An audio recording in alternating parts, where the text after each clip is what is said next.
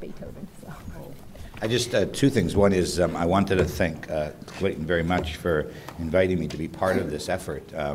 And living actually in the West Coast capital of the Pacific Rim, I really appreciate the fact that, that the East Coast capital of the Pacific Rim is such a great center for this. Also, I really want to congratulate Clayton on setting such a tone of, I think this is a very relaxed tone. So in that, I thought I would take a minute just to lighten this up, given Elizabeth's so upbeat presentation.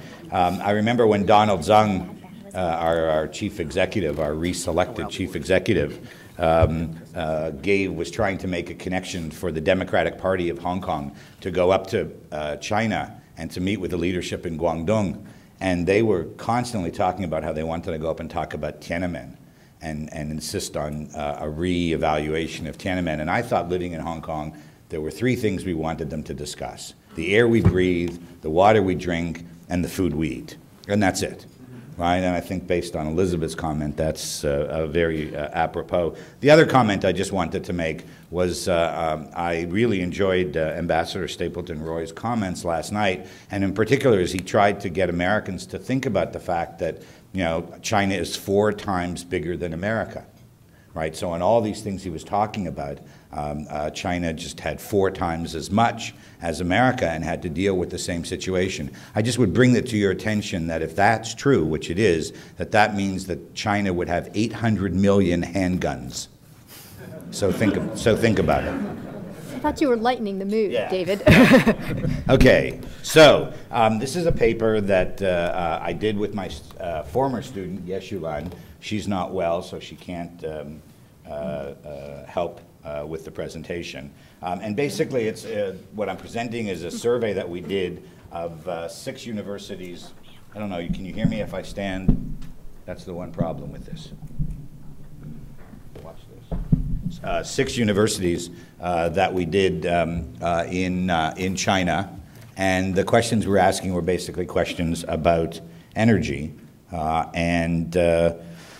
Now, energy supply is critical for China, but as my own work on energy, I think one of the issues for China is that China is becoming more dependent on the global community.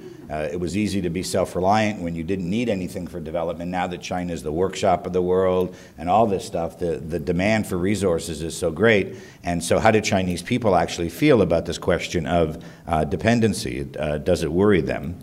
Do they support cooperation with other countries?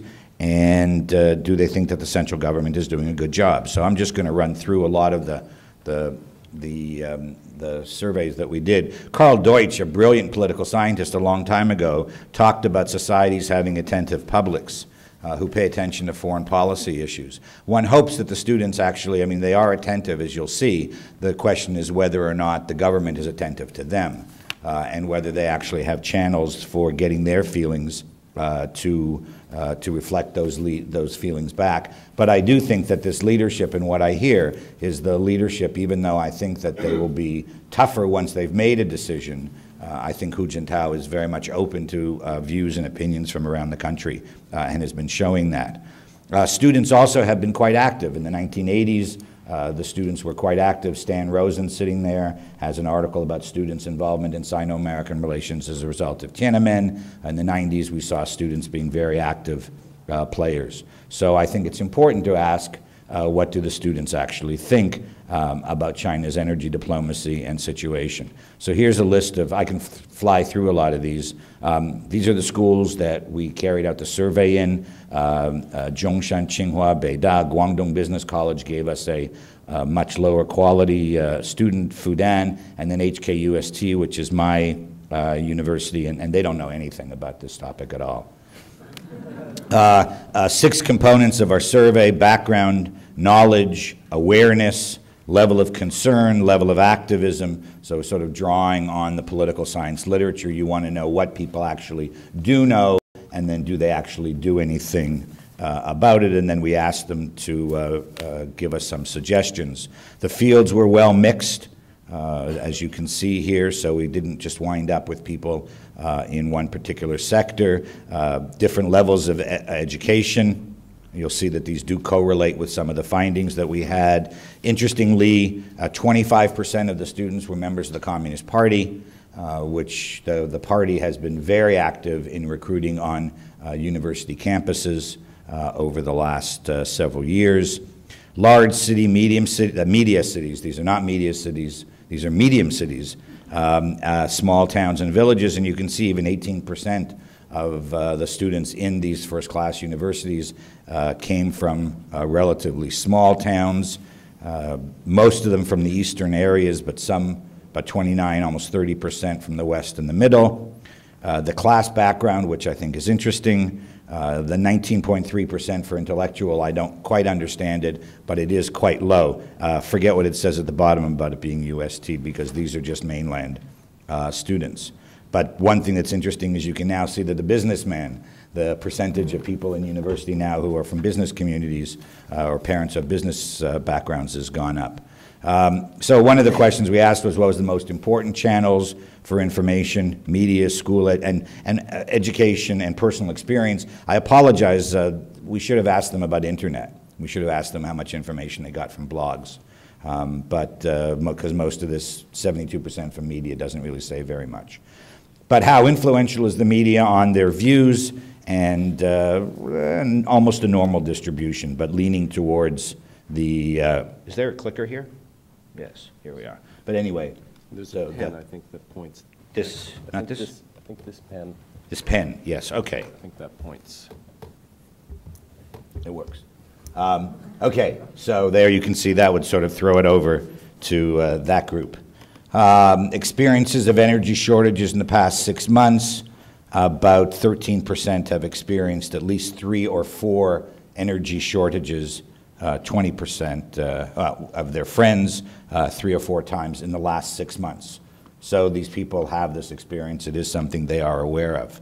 Now, we tried to create a question of knowledge, sort of give them a score. These were the questions that we asked them about China's richest energy resource, coal, who was the leader of the office. We did this for Shenzhen survey, and they scored very poorly, so I made the questions easier. But they did pretty well. You know, if you look at these, a significant percentage of, this is not percentage, this is total number, but if you're 250, you're talking about 25% of the students actually scored 4 or better on these questions, which was good. Men know more, a little bit more than women, about energy. Now, if you look by social class, intellectuals, the children of intellectuals, and the children of peasants were actually the most knowledgeable people about Chinese energy situation. I'm probably the peasants because they're always suffering with blackouts. So they know the consequences of it. By knowledge, the better educated you are, or the higher your program of study, the more you know about China's energy problems, answer our questions. Party members were significantly more knowledgeable than YCL, Young Communist League, and then even more so than people who had no party affiliation, which was interesting. So maybe these are just smarter kids who are more actively involved. Are they concerned? Yes, they are concerned. Their level of interest. A significant number of people say that they are interested in these issues. And then one of the more interesting tables in this whole thing, if you haven't found what I've said interesting yet, at least you might now, that we use this 1 to 5, and we did label 5 a crisis. And 25% of the people selected believe that China is facing an energy crisis. And if you put these two numbers together, then you've got 75% of Chinese who think that the country is actually either at crisis or nearing a crisis point. They think overall that the government's not doing such a great job in building up its energy reserves, with the mean close to 4. Interestingly, for all of the things that they care about, we asked them, well, if you're so worried about this, would you be willing to pay more for gas? And of course, pay more for oil? And here's Elizabeth's problem. The majority of people said no, right? They don't want to pay for it.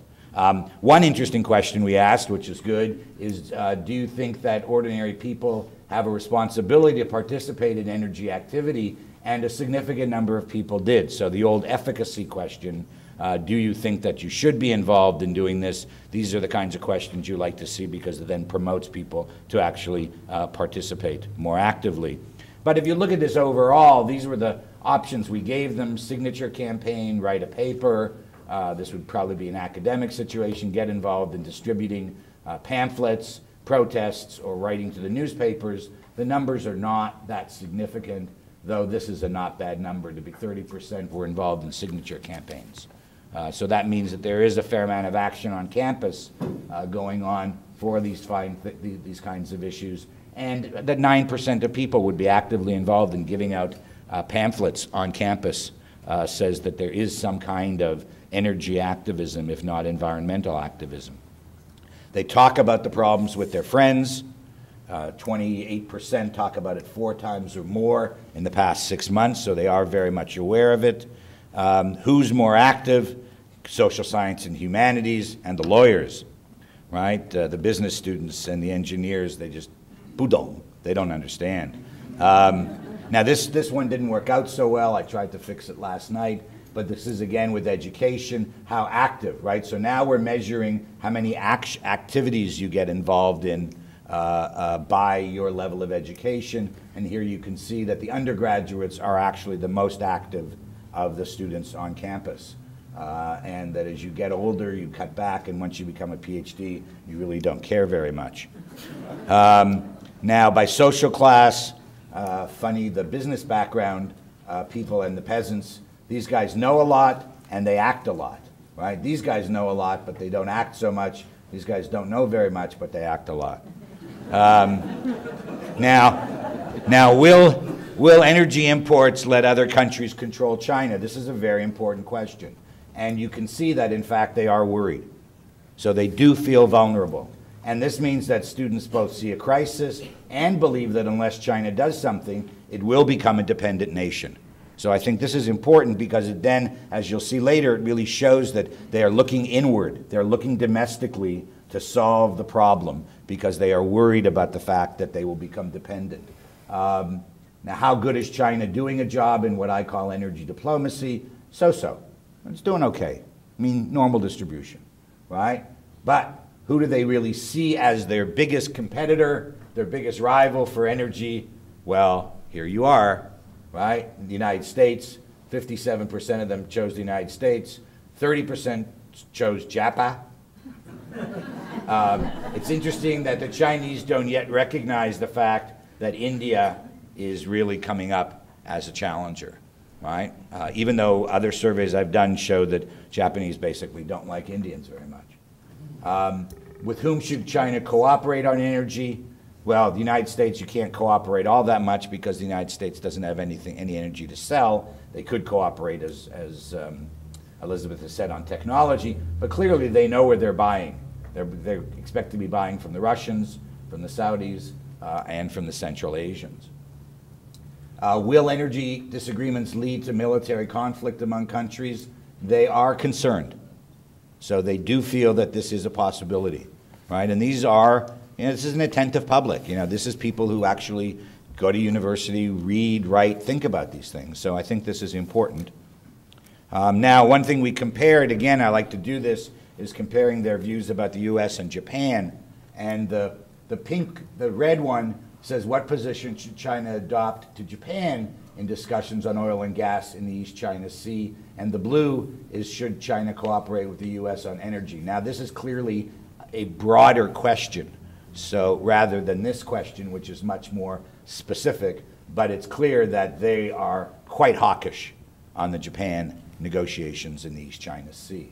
And I'll show you later at lunchtime that, in fact, after lunch in the presentation, that is a problem. But again, will they feel better now that there's a new prime minister? I'm fine. Would they feel better that there's a new prime minister? Well, hopefully, unless he says something really stupid, which he could do. He already did. He's already, well, but what he said stupid so far, the Chinese were willing to accept. Right. He's got to say something really stupid to get them not to accept it. What attitude should China take towards the political system? And this is very interesting. Now, the Chinese, this is a big issue about, and I've written about this, and people write about this, about the whole question of Darfur and Zimbabwe, wonderful guys like Mugabe, and the Chinese government says that they don't, we don't get involved in internal affairs. And I think to a certain extent they would say they probably think that the Chinese people don't want them to get involved in internal affairs. Well, if you look at this question, they're wrong. The Chinese students actually believe that China should pay attention to the internal affairs of the governments from whom they are buying energy. So even though they're worried about energy and they think that energy is a problem, they still express some concern, and if given the choice, they probably would say China should pull back from Darfur. They do see that they believe that China should be concerned about the internal politics of the countries that they're getting energy from. Okay? Ways that the government should improve energy security. Technology is the first, so here America can play an important role. Exploit domestic energy more efficiently, which basically means get a screwdriver, turn off, fix the pipes. There was one study by McKinsey, I think, that went into a power plant in China and said that if they just tightened windows, they could improve efficiency by about 30%. Diversify oil imports, which is clearly international issue, but improve national energy reserves, cooperate, enhance military power. Here's where we would get nervous that China's resource fears or energy fears would then push for greater military power, and it's not a very scary number right now. And shipping lanes, which is something that China does have to be careful about because of the Straits of Malacca and Hormuz. The Chinese, when asked, the students were asked to sort of write in things, they think the government's not hawkish enough. They think that the government should be tougher on, the government should be tougher on people who break the law internally, which is something that Liz was saying that China needs to do. They need to enhance their energy diplomacy. They need to cooperate more, but they still would like to see the government be more self-reliant. That is something that they think is important.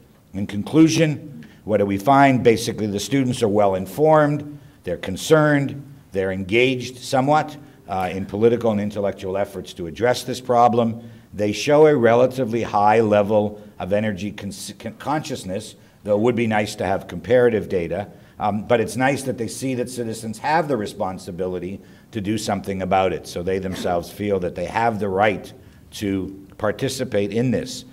They're worried because they see an energy crisis. They see it at best looming, and some already see the crisis here. But the good news is, I think that to a large extent they're looking for internal solutions because they do know that the dependence on the outside world or reliance on the outside world can lead them to some degree of dependency. As I said, they want harsher punishments, tougher fees and taxes to pressure the large energy users to use energy efficiently, though they themselves don't want to have to pay a higher price for it. This inward focus is good because there's lots of room for China to cut energy consumption and improving its own system. The hawkishness on Japan hopefully will moderate, but one can never be sure. And the U.S. is both a competitor, but I think they're willing to cooperate with the U.S., and that's a good finding because the U.S., I'm supposed to take all this, make this sort of relevant to the U.S., right? So my last comment is the U.S. can be a good partner so long as it doesn't see China's energy hunger as solely an issue of American national security. Thank you.